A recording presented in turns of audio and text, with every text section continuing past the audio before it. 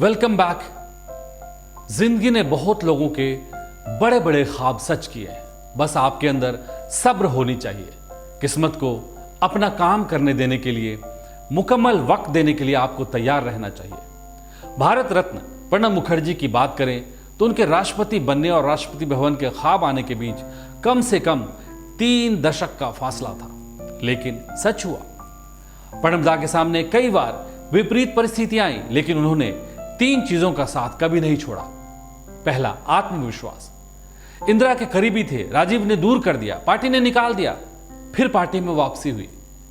लेकिन नरसिम्हा राव ने मंत्री नहीं बनाया, लेकिन वो पीड़ा को सहते हुए काम में जुटे रहे। दूसरा, अपनी जमीन नहीं भूले। प्रणब मुखर्जी का खानदान कांग्रेस से जुड़ा था। इसी कांग्रेस ने उन्हें इंदिरा का करीबी बनाया और इंदिरा की मौत से पहले वो नंबर 2 की हैसियत तक पहुंच गए थे। लेकिन 2004 के चुनाव में भी जब प्रधानमंत्री बनने का समय आया तो वो किसी और के पास चला गया। दूसरा कोई होता तो शायद अपनी जमीन भूल जाता, लेकिन नहीं। प्रणब ने पार्टी के फैसले को जस का तस मान लिया, चाहे उनके सम्मान के खिलाफ था, उनकी हैसियत से कमतर था। और तीसरी सबसे अहम बात, सबको साथ लेकर चले। वाजपेयी जी कहते थे कि राजनीति में विपक्ष नहीं होता, प्रतिपक्ष होता है। यानी जो प्रतिपक्ष है वो भी देश का हिस्सा है।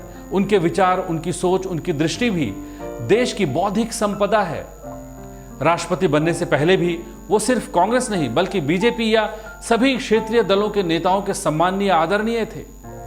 और जब राष्ट्रपति बने तो आप तो जानते ही हैं कि उन पर इल्जाम लगे कि वो मोदी सरकार को लेकर नरम थे।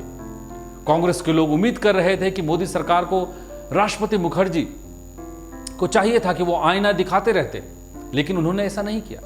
इल्जाम यह भी लगा कि वो संघ का निमंत्रण स्वीकार कर उनके कार्यक्रम में गए, लेकिन यही बातें जब जानकारों से पूछी गई तो उन्होंने कहा कि प्रणब मुखर्जी का हर फैसला संवैधानिक अधिकारों के मुताबिक था। उन्होंने कभी लोकतांत्रिक ढांचे को बिगाड़ने की कोशिश नहीं की। यही उनकी खासियत थी, इसी ने उन्हें भारत रत्न बनाया। बात उस समय की थी जब वो 1969 में पहली बार राज्यसभा सदस्य चुनकर आए थे। बतौर सांसद उन्हें जो आवास मिला वो संयोग से राष्ट्रपति भवन के बेहद करीब था। वो अक्सर राष्ट्रपति भवन की शानदार बग्गी देखा करते थे। तो एक दिन उन्होंने अपनी बहन अन्नपूर्णा बनर्जी से कहा, बड़ी बहन अन्नपूर्णा बनर्जी से कहा कि इस आलीशान राष्ट्रपति भवन का आनंद उठाने के लिए वो अगले जन्म में घोड़ा बनना पसंद करेंगे, बग्गी का घोड़ा। तब उनकी बहन ने कहा कि इसके लिए तुम्हें अगले जन्म तक रुकना नहीं पड़ेगा, तुम्हें इसी जन्म में मिलेगा। इसलिए कहते हैं कभी कभी अपनों के दिल से निकली बात बहुत असर कर जाती है। इससे इत्तेफाक, आशीर्वाद, बड़ी बहन का आशीर्वाद, भविष्यवाणी जो भी कहें वो सच साबित हुई। हम सुनाते रहेंगे दिलचस्प कहानियां। सब्सक्राइब कीजिए हमारा चैनल। इस चैनल का व्यूज मिलियंस में जा चुका है। आप भी शेयर करें और हमें मजबूती प्रदान करें।